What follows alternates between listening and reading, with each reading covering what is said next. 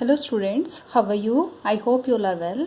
बच्चे, आज हम इस वीडियो के अंदर क्लास 11th का केमिस्ट्री का chapter 1 that is some basic concepts of chemistry study करने जा रहे हैं। इससे पहले प्रीवियस वीडियो आ चुकी है, उसके अंदर हमने एटम्स के बारे में, मोलिक्यूल्स के बारे में, उनके मासेस के बारे में अच्छे से डिटेल से स्टडी किया था। आई होप आपको वीडियो अच्छी लगी होगी।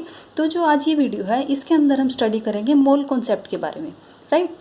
मीन्स जो मोल होता है उसकी बिल्कुल अच्छे से स्टोरी स्टडी करेंगे, ठीक है। तो अब स्टार्ट करते हैं। अब देखो, जो मोल है वो कहीं पर उदास होकर जा रहा है, राइट। तो जो उसकी एक फ्रेंड है श्रेया, वो उससे पूछती है, hey mole, where are you going? Means वो कह रही है कि तू कहाँ पर जा रहा है। तो जो मोल है वो काफ़ी उदास है। वो कहता है, I have an identity issue, I need to find out who I am. Means मुझे ये जानना है कि मैं हूँ कौन। वो काफ़ी परेशान है इस बात से कि उसको आज तक ये नहीं पता है एक्चुअल आइडेंटिटी उसकी क्या है। तो स्टार्ट करते हैं उसकी जर्नी में। तो देखो, what is a mole, right. अब देखो मोल क्या होता है। बच्चे देखो, मोल स्टार्ट करने से पहले हम बिल्कुल बेसिक चीज़ें लेकर चलेंगे। अब देखो, आपको पता है 1 डजन कितना होता है? That is a dozen is equal to 12 things. Means किसी भी चीज़ की अगर 12 चीज़ें होंगी, मीन्स आपके पास कोई भी अमाउंट है दैट इज़ 12, तो उसको हम क्या बोल देते हैं? डजन बोल देते हैं। कोई भी थिंग है उसकी वो 12 थिंग्स क्या होती है? डजन के इक्वल होती है, राइट। चाहे अब कह दें हम अ डजन डोनट्स, डोनट्स क्या होंगे? वो भी कितने होंगे? 12 होंगे एक डजन के अंदर, राइट, ठीक है। अब अगर हम कह देते हैं कि 1 मोल डोनट्स कितना होगा, अभी आपके माइंड में क्वेश्चन आएगा कि 1 मोल कितना होता है। तो जो 1 मोल डोनट्स होता है वो किसके इक्वल होता है?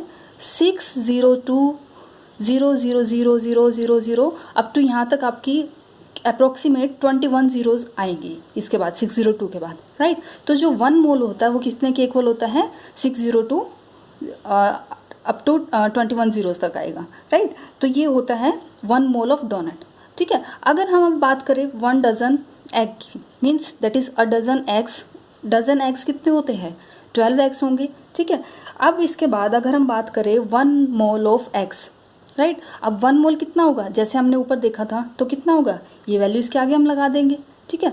तो यहाँ से हम क्या कंक्लूड कर रहे हैं कि जो मोल होता है, a mole is equal to this amount. Means इस नंबर के इक्वल क्या होता है? 1 मोल होता है, राइट, ठीक है। ये बात क्लियर होगी। डजन किसके इक्वल होता है? 12 थिंग्स के इक्वल होता है। और अ मोल, अब वो मोल किसी भी चीज़ के हो, चाहे डोनट्स के हो या फिर एग्स के हो, तो वो हमेशा किसके इक्वल होता है? इस इतनी बड़ी डिजिट के इक्वल होता है, ठीक है। इतनी बात क्लियर है, ठीक। तो इसका मतलब हम यहाँ से अगर कंक्लूड करें तो जो आपका अमोल हुआ, वो मोल किसके इक्वल हुआ? 602.000.000.000. अब लिखते जाएंगे तो इतनी थिंग्स होंगी किसके अंदर? अमोल के अंदर, राइट। मीन्स इतनी थिंग्स दैट इज 602 हेक्सिलियन थिंग्स किसके अंदर होती हैं? मोल के अंदर होती हैं, राइट। अब वो थिंग्स कुछ भी हो, चाहे आप डोनट्स लेकर चलो, आप कोई भी चीज़ लेकर चलो, बनाना लेकर चलो, पोटैटो लेकर चलो, कोई भी चीज़ लेकर चलें तो उसको हम बोलते हैं मोल के इक्वल होगा। क्लियर, ठीक है। तो देखो बच्चे, अब ये नंबर अगर हम देखें कितना बड़ा नंबर है ये, वो तो थैंक गॉड हमारी कॉपी इतनी बड़ी है तो इसमें ये नंबर आ जाता है, ठीक है। अगर बाय चांस देखो, अगर बाय चांस आपके पेपर में आ जाता है 2-3 जगह अगर आपने मोल लिख दिया तो इतना सारा टाइम लग जाएगा। मम्मा पूछेंगे पेपर कैसा हुआ, तो आप बोलोगे मम्मा आज तो काफ़ी टाइम मोल ने ही ले लिया है ना, ठीक है। तो इसीलिए अब क्या होता है, जो ये नंबर है ये इतना बड़ा नंबर है, तो इतना बड़ा नंबर होने की वजह से देखो कैसा लगता है, how giant this is number, ठीक है। तो क्या करते हैं, इस इतने बड़े नंबर को क्या करते हैं, एक साइंटिफिक नोटेशन की फॉर्म में लिख देते हैं। साइंटिफिक नोटेशन कैसे? इस फॉर्म में इसको हमने लिख दिया, राइट। That is 6.02 into 10⁻23। अब देखो, ये जो साइंटिफिक नोटेशन होता है वो क्या होता है? साइंटिफिक नोटेशन के अंदर क्या होता है? साइंटिफिक नोटेशन एक तरह से रिप्रेजेंटेशन है। अगर आपके पास कोई भी काफ़ी बड़ा नंबर है या फिर काफ़ी छोटा नंबर है, तो हम क्या करते हैं, उसको एक n इंटू 10⁻n की फॉर्म में इसको डिनोट करते हैं, मीन्स रिप्रेजेंट करते हैं। कैसे? n क्या होगा, यहाँ पर कोई भी नॉन ज़ीरो नंबर होगा और क्या होगा? 1 डिजिट होगा, मीन्स 1 to 9 लेकर चलेंगे उसको, राइट। उसके बाद जो n होगा वो कोई भी नंबर हो सकता है। तो यहाँ पर हमने क्या किया, देखो डेसिमल से पहले क्या है? 1 डिजिट है, राइट।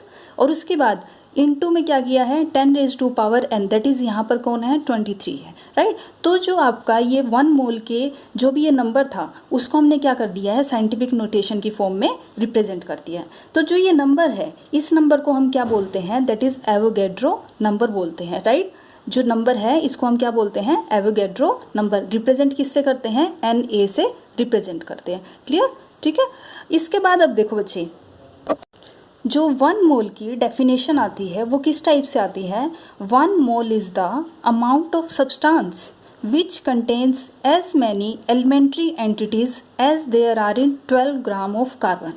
अब देखो थोड़ा कंफ्यूजिंग लग रहा होगा आपको ये डेफिनेशन कैसे याद करेंगे। तो सबसे पहले हम एक मेथड यूज करते हैं, उसके थ्रू आपको मोल की डेफिनेशन अच्छे से याद हो जाएगी। इसके लिए हम क्या करते हैं, देखो सबसे पहले अब क्या करते हैं, अगर कोई आपसे पूछे कि आप ये बताओ 12 ग्राम कार्बन 12 यहाँ पर कार्बन का आइसोटोप है, राइट। तो अगर कोई आपसे ये पूछे कि कार्बन 12 की अगर हम 12 ग्राम लेकर चलते हैं तो उसके अंदर हम मुझे ये बताओ कि नंबर ऑफ एटम्स कितने प्रेजेंट होंगे, राइट। तो अब आपको ये निकालना पड़ेगा। तो इसके लिए हम क्या करेंगे, आपको क्या करना है 12 gram per mole of carbon 12 isotope लिखना पड़ेगा। मीन्स जितनी अमाउंट आपसे जितनी अमाउंट में पूछा गया है, राइट। 12 ग्राम में पूछा गया है तो दैट्स वाई आपने क्या लिख दिया यहाँ पर 12 gram per mole of carbon 12 isotope, right. Then उसके बाद हम क्या करेंगे, उसको डिवाइड करेंगे कार्बन 12 एटम के मास से। मीन्स जो कार्बन 12 का एक एटम का मास है उससे हम डिवाइड करेंगे, राइट। तो जब डिवाइड करते हैं तो हमारी वैल्यू क्या आती है, that is 12 gram per mole of carbon 12 isotope को अगर हमने डिवाइड किया किससे 1.992648 इन 10⁻⁻23 ग्राम पर एटम्स। अगर हम इस वैल्यू से डिवाइड करते हैं, अब ये वैल्यू क्या है, हमने लास्ट वीडियो में भी देखा था कि जो कार्बन 12 के एक एटम का मास कितना होता है, ये वैल्यू होती है। अब ये वैल्यू आई कहाँ से, दैट इज मास स्पेक्ट्रोमीटर से। मीन्स मास स्पेक्ट्रोमेट्रिक टेक्निक होती है जिसके थ्रू हम किसी भी एटम का मास निकाल सकते हैं, राइट। तो अब जैसे हम इस वैल्यू को सोल्व करते हैं तो हमारे पास वैल्यू निकल कर आती है, that is 6.02 into 10⁻23 atoms per mole.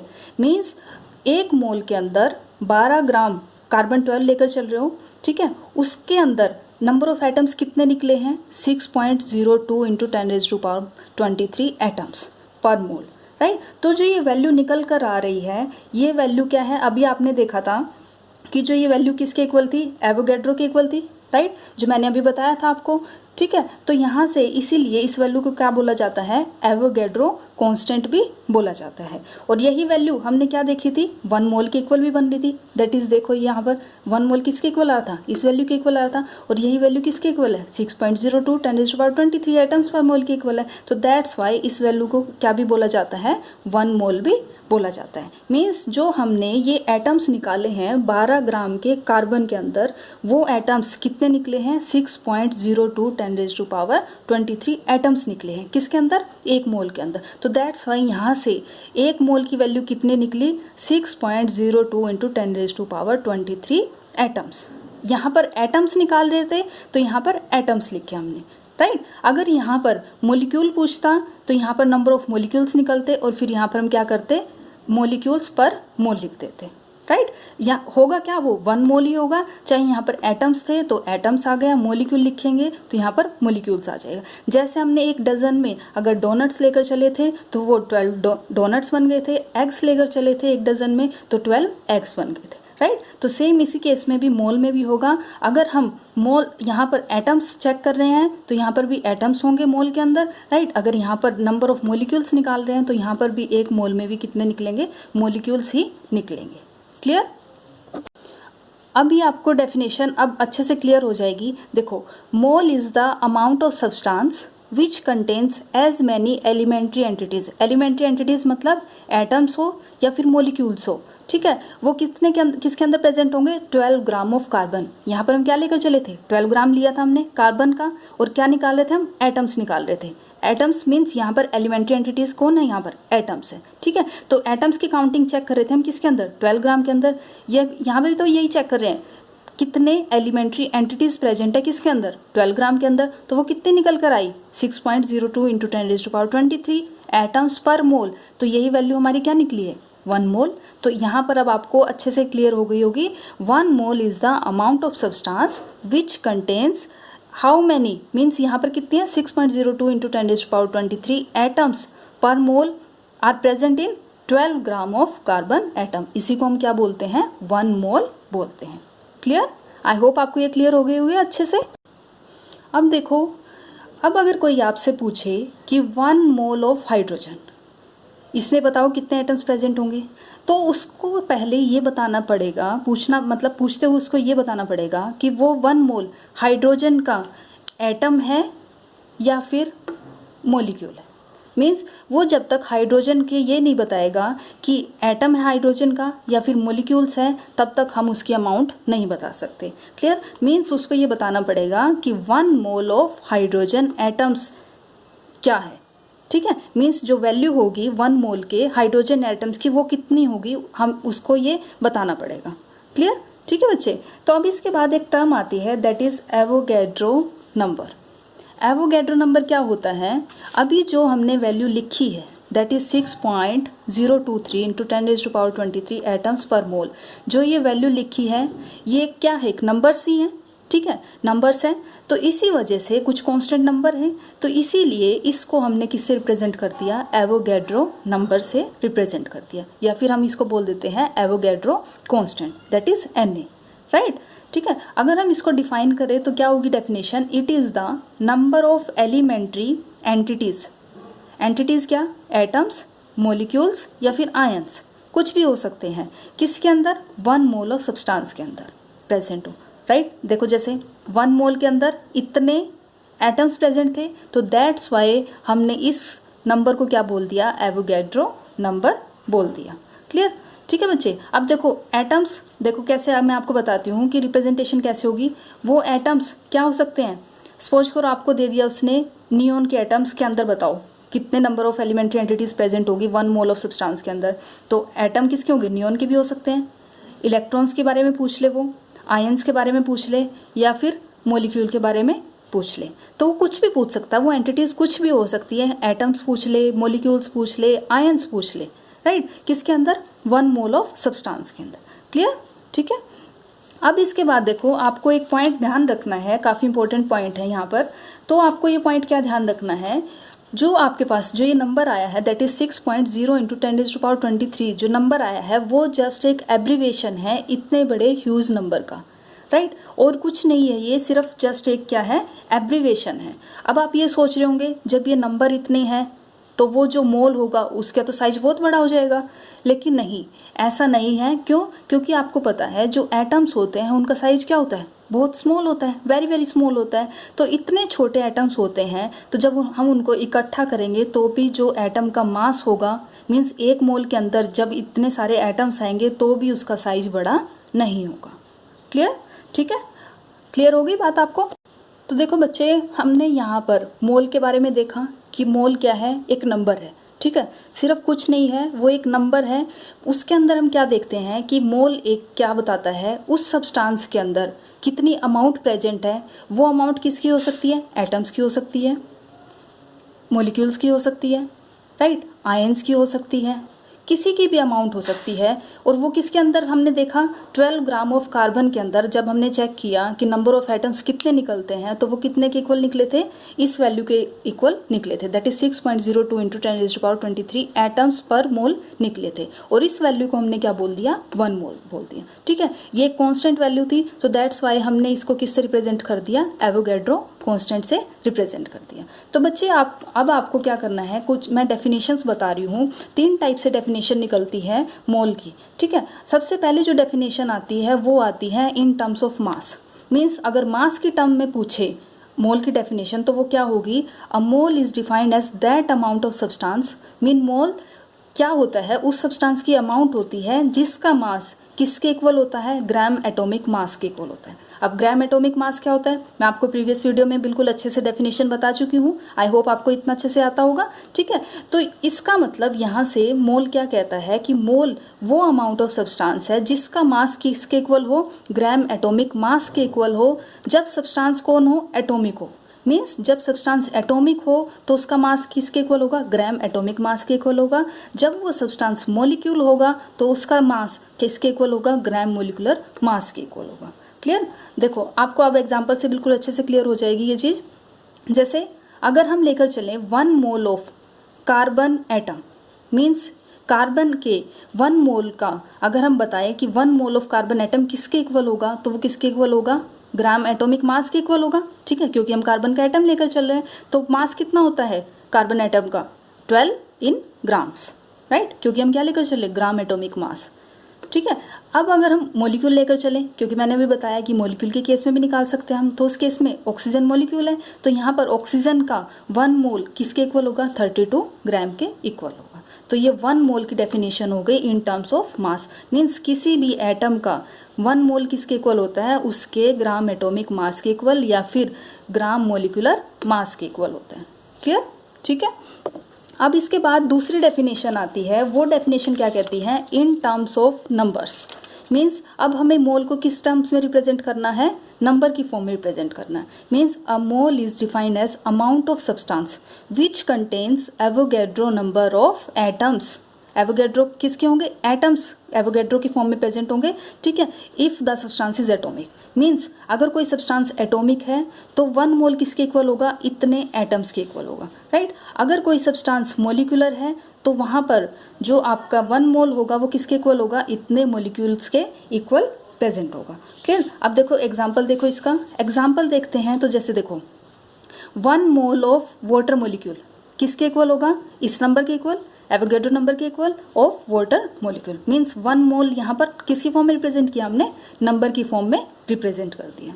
Clear, ठीक है। और भी एग्जांपल्स देख लो, जैसे एग्जांपल देखें अगर हम इसके और भी, तो अगर लेकर चले 1 मोल ऑफ पोटैटोज, यहाँ पर देखो 1 मोल है और किसके इक्वल है, इस एवोगैड्रो नंबर के इक्वल है। यहाँ पर कुछ भी वैल्यू हो तो हमेशा क्या करेंगे, 1 मोल नंबर की टर्म में अगर हम रिप्रेजेंट करें तो किसके इक्वल होगा, वो 6.02 इंटू 10⁻23। चेक कर लो, चाहे हम यहाँ पर कोई भी थिंग लेकर चले, कोई भी एटम लेकर चले, कोई भी मोलिक्यूल लेकर चले, हमेशा 1 मोल किसके इक्वल होगा, उसके 6.02 इंटू 10⁻23 टाइम्स के इक्वल होगा 1 मोल।